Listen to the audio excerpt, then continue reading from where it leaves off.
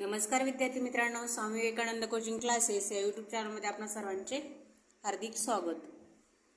तर आज आपण इयत्ता तिसरीतील मंथन सामान्य स्पर्धा परीक्षा या पाठ्यपुस्तकातील विषय बुद्धिमत्ता चाचणी यामधील घटक 8 क्रम ओळखणे हा घटक पाहणार आहोत। तर या घटकामध्ये आपण सुरुवातीला संख्या मालिका हा घटक पाहिलेला आहे, तो आपण या चॅनलवर जाऊन पाहू शकता। तर या पुढील घटक आहे आपल्याला आकृती मालिका। तर आकृती मालिकामध्ये नेमके काय करायचे आहे ते आपल्याला पाहायचे आहे। तर या प्रश्न प्रकारामध्ये आपल्याला या आकृत्या दिलेल्या असतील त्यात नेमके काय बदल झालेले आहेत ते आपल्याला ओळखायचे आहेत। तर अशा प्रकारच्या प्रश्न प्रकारामध्ये आपल्याला त्या रेषेमध्ये काही बदल झालेला असतो, त्या रचनेमध्ये तरी काही बदल झालेला असतो, किंवा त्या आकृतीतील कोणामध्ये काहीसा बदल झालेला असतो। नेमका तो बदल कसा होत गेला आहे ते आपल्याला ओळखायचे आहे आणि त्या प्रश्नचिन्हाच्या जागेवर कोणती आकृती येणार आहे ते आपल्याला शोधायचं आहे। तर हे आपल्याला एका नमुना प्रश्नाद्वारे नेमके कसं दिलं आहे ते आपण पाहूया। ठीक आहे, चला तर मग आपण नेमके प्रश्न कसे विचारले जातात ते आधी पाहूया आणि नंतर आपल्याला व्यवसायाला सुरुवात करूया। चला तर पहा, इथे आपल्याला नमुना प्रश्न दिलेला आहे। नमुना प्रश्न दिलेला आहे, खालील प्रश्नात प्रश्नचिन्हाच्या जागी क्रमाने येणारी आकृती पर्यायातून शोधा। तर इथं आपल्याला काही आकृत्या दिलेल्या आहेत आणि इथं प्रश्नचिन्ह दिलेलं आहे। तर या प्रश्नचिन्हाच्या जागेवर नेमकी कोणती आकृती येणार आहे ते आपल्याला या पर्यायातून शोधायचं आहे। तर सुरुवातीपासून ही आकृती आपल्याला पाहायची आहे। तर इथं जर आपण सुरुवातीला पाहितलं तर आपल्याला प्रत्येक ठिकाणी इथं वर्तुळ बाहेरून दिलेलं आहे। तर इथे पण वर्तुळ हे बाहेरून येणार आहे। तर आतमधील आपल्याला आकृती पाहायची। इथं आपल्याला 2 रेषांपासून आकृती तयार झालेली आहे। तर इथं काय केलेलं आहे, आपल्याला एक रेषा वाढवलेली आहे, म्हणजे 3 रेषापासून आकृती तयार केलेली आहे। इथे आपल्याला परत त्याच्यामध्ये एक बदल केला, एक रेषा आणखी वाढवलेली आहे, म्हणजे अशा प्रकारचा बदल त्याच्यामध्ये केला आहे। म्हणजे इथं एक रेषेने वाढवला आहे, याच्यात मध्येच परत आणखी एका रेषेने वाढवला आहे, म्हणजेच इथे पण आपल्याला एक रेषेने आणखी वाढवायचं आहे। ठीक आहे, इथं आपल्याला काय दिलेलं आहे, त्रिकोण, चौकोन, पंचकोन आणि इथे येणार आहे आपल्याला षटकोन, म्हणजे या पद्धतीचा षटकोन आपल्याला येणार आहे। तर अशा पद्धतीची आकृती कुठे आहे ते आपल्याला या पर्यायामध्ये शोधायचं आहे। तर या पर्यायामध्ये आकृती आहे आपल्याला पर्याय क्रमांक 4 मध्ये, म्हणून आपलं आन्सर येणार आहे पर्याय क्रमांक 4। अशा पद्धतीने आपल्याला त्या क्रमावर प्रश्नचिन्हावर कोणती आकृती येणार आहे याद्वारे आपल्याला शोधायचं आहे। चला तर मग व्यवसायाला सुरुवात करूया। आता व्यवसायाला सुरुवात करण्यापूर्वी आपल्याला नेमके काय याच्यामध्ये विचारले आहे, प्रश्नचिन्हाच्या जागेवर काय येणार आहे हे आपल्याला वरील नमुना प्रश्नाद्वारे जशी टेक्निक वापरलेली आहे त्याचप्रमाणे इथे पण टेक्निक वापरायची आहे। तर प्रश्न पहिला दिलेला आहे आपल्याला, खालील प्रश्नात क्रमाने येणारी आकृती पर्यायातून शोधा। 1 ते 9 साठी ही सूचना आहे। तर इथे पहा, इथं आपल्याला काय दिलेलं आहे, आयत दिलेला आहे, आयताच्या एकाच बाजूला आपल्याला डार्क केला आहे। तर इथं दुसरी आकृती ही वेगळीच दिलेली आहे। तर इथं जर आपण निरीक्षण केलं तर इथे मध्ये वेगळी, परत तीच आकृती 3 नंबरला दिलेली आहे, परत 4 नंबरला तीच आकृती आलेली आहे, पण बदल एकच झालेला आहे, जे हे डार्कनेस आहे तो डार्कनेस आपल्याला प्रत्येक वेळी हा बाजूला सरकलेला आहे। तर इथं पहिल्यांदा आपल्याला आयत आहे, नंतर चौकोन दिलेला आहे, परत आयत, परत चौकोन, म्हणजे इथं नक्कीच आपल्याला आयत येणार आहे। अशा प्रकारे आपल्याला इथे आयत घ्यायचा आहे। मात्र आता आयतामध्ये हा डार्कनेस कुठे येणार आहे तर पहा, तर पहिल्यांदा आपल्याला सुरुवातीला इथे डार्कनेस दिला होता, परत दुसऱ्या आकृतीमध्ये या बाजूला डार्कनेस गेलेला आहे, म्हणजे या साईडनी आपल्याला जायचं आहे. तर तिसऱ्या आकृतीमध्ये आपल्याला या साईडला डार्कनेस आलेला असणार आहे, म्हणजे इथे आपल्याला हा डार्कनेस पाहिजे. ठीक आहे. तर अशी आकृती आपल्याला कुठे दिलेली आहे, तर पर्याय क्रमांक 1 मध्ये, म्हणून याचा आन्सर आहे पर्याय 1. अशा पद्धतीने आपल्याला शोधायचं आहे. पुढील आकृती आहे, तर इथे आपल्याला अशा प्रकारची आकृती दिलेली आहे. तर पुढील आकृतीमध्ये त्यामधीलच आपल्याला एक ही कमी केलेलं आहे, म्हणजे कोणत्या बाजूने कमी केलेलं आहे ते आधी शोधायचे. तर पहिल्यांदा आपल्याला ही कमी केलेलं आहे. तर बघा इथलं हे जे फांदी आहे याच्यामधील ती कमी केलेली आहे. तर दुसऱ्या आकृतीमधील ही फांदी कमी केलेली आहे. तर तिसऱ्या आकृतीमध्ये परत ही फांदी कमी केलेली आहे. आता प्रश्नचिन्हाच्या जागेवर परत ही फांदी कमी केली जाईल, म्हणजे जिथं राहील फक्त काय, अशा पद्धतीने आकृती. तर अशी आकृती कुठे आहे, तर पर्यायमध्ये पर्याय क्रमांक 3 मध्ये, म्हणून याचा आन्सर आहे पर्याय 3. प्रश्न क्रमांक 3. तर प्रश्न क्रमांक 3 मध्ये आपल्याला एक वर्तुळ दिले आणि त्याचा अर्धा भाग केलेला आहे. तर पुढील वर्तुळामध्ये परत त्याचेच 4 भाग केलेले आहेत, म्हणजेच आपल्याला इथे हाफ केलेला आहे, परत इथं त्याचंच आणखी अर्धा भाग केलेला आहे.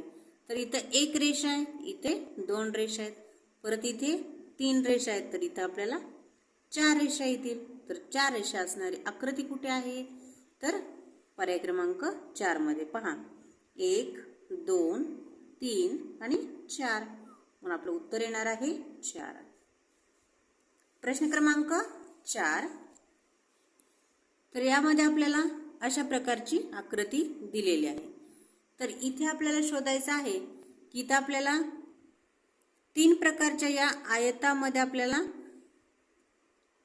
समान भाग केलेले आहेत. समान भागामध्ये एक भाग हा रिकामा आहे पहिल्या आकृतीमध्ये, आणि 3 प्रकारच्या वेगवेगळ्या आकृत्या आहेत. एक आहे वर्तुळ, जे की डार्क केलेलं नाही. दुसरं वर्तुळ आहे ते आपल्याला डार्क केले म्हणजे रंगवलेलं आहे, आणि तिसऱ्यामध्ये त्रिकोण आहे. तर पुढील याच्यामध्ये काय केलेलं आपल्याला, एक डार्कनेस वर्तुळ आहे आणि एक त्रिकोण आहे, आणि एका बाजूला आपल्याला फक्त वर्तुळ दिलेलं आहे. इथं काय केलेलं आपल्याला, वर्तुळ, डार्क वर्तुळ, त्रिकोण आणि परत वर्तुळ. आता पुढे पण काय करायचं आपल्याला, या प्रकारेच आपल्याला घ्यायचं आहे.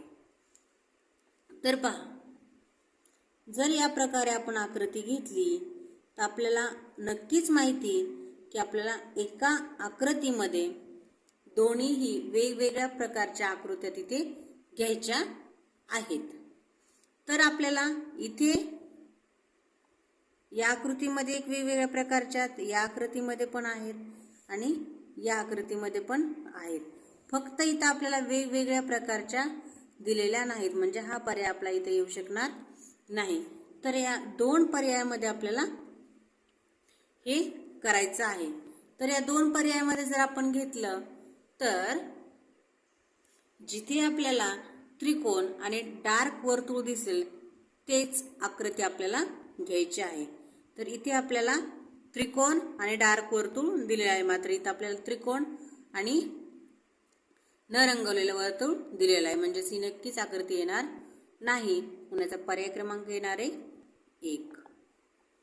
अशा प्रकारे आपल्याला या आकृतीचं निरीक्षण करून प्रश्नाचे उत्तर शोधायचे आहे. प्रश्न क्रमांक 5. तर प्रश्न क्रमांक 5 मध्ये आपल्याला 4 प्रकारच्या आकृत्या आणि प्रश्नचिन्ह दिलेलं आहे. तर पहिल्या आकृतीमध्ये आपल्याला सेम आपल्याला आयत हे 2 भाग केलेले आहेत, आणि पहिल्याच आयतामध्ये आपल्याला 5 प्रकारचे ठिपके दिलेले आहेत. तर पुढच्या ह्याच्यामध्ये आपल्याला 4 दिलेला आहे, म्हणजे यातला एक आहे तो खाली घेतलेला आहे.